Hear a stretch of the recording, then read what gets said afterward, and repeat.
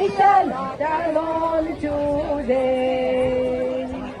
The truth will make us free. The truth will make us free. The truth will make us free. Coming today.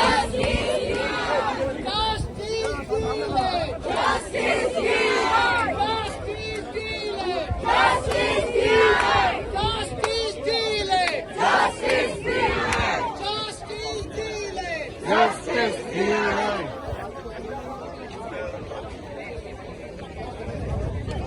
Thank you all of you for coming here and showing such enthusiastic support to this gathering. We thank you from the bottom of our heart.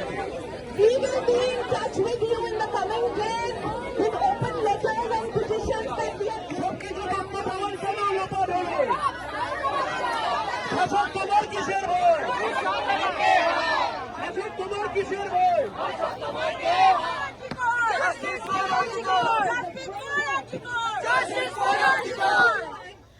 আজ একটা মেয়ে চলে গিয়ে এত মানুষকে এক করে দিয়ে গেল। গ্রামগঞ্জ শহর থেকে শুরু করে দেশ বিদেশ প্রত্যেকটা জায়গার মনুষ্যত্ব আছে এমন মানুষদের আজ একটাই স্বর, জাস্টিস ফর আরজি কর। হ্যাঁ, এবার জাস্টিস চাই, এবার জাস্টিস পেতেই হবে। আর কত মেয়ে এরকম নির্মম অত্যাচারের শিকার হলে আমরা জাস্টিস পাবো বলো তো? আজ মেয়েটার কী অপরাধ ছিল? সে ডাক্তার হতে চেয়েছিল? আজ ওই মা বাবার কী অপরাধ ছিল বলো তো, যে সমাজে তারা মেয়েকে শিক্ষিত করে প্রতিষ্ঠিত করতে চেয়েছিল? মেয়েটির কী অপরাধ ছিল? সে মধ্যবিত্ত বাড়ির মেধাবী মেয়ে, নাকি তার অপরাধ ছিল সে অন্যায়কে সহ্য করেনি? হয়তো এটাই তার অপরাধ ছিল। আমরা তো ছোটোবেলা থেকে এটাই শিখে আসি যে অন্যায় যে সহ্য করে আর অন্যায় যে করে দুজনেই সমান অপরাধী।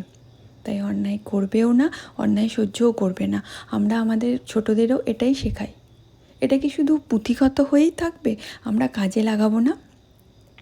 আজকে একটা মা অনেক কষ্ট করে একটা সন্তানকে জন্ম দেয়। আজকে একটা মা বাবা অনেক কষ্টে তিলে তিলে আদর দিয়ে, যত্ন দিয়ে, ভালোবাসা দিয়ে একটা সন্তানকে বড় করে তোলে, এই নির্মম অত্যাচারের শিকার হওয়ার জন্য নয়। এই পরিণতি মেয়েটির হওয়ার কথা ছিল না। আজকে এই অবস্থা তার যারা ঘটিয়েছে তাদের বিচার কেন হবে না?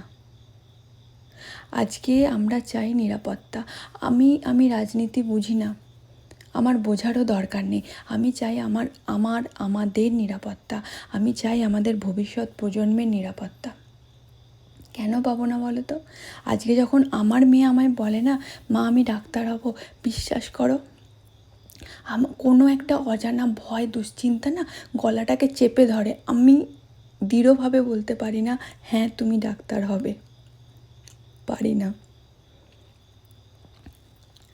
আজ মেয়েটি আমার পরিচিত ছিল না, তবুও না আমার এতটা রাগ হচ্ছে, এতটা বিরক্ত লাগছে, মনে হচ্ছে এই ঘটনা যারা ঘটিয়েছে না, যদি তাদের হাতের কাছে পেতাম, বিশ্বাস করো সেই মায়ের কি অবস্থা।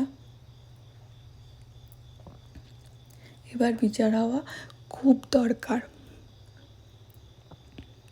আজকে আমরা ভোট দেব, আমরা কর দেব, আমরা মতামত জানাবো না, আমরা কোশ্চেন করব না।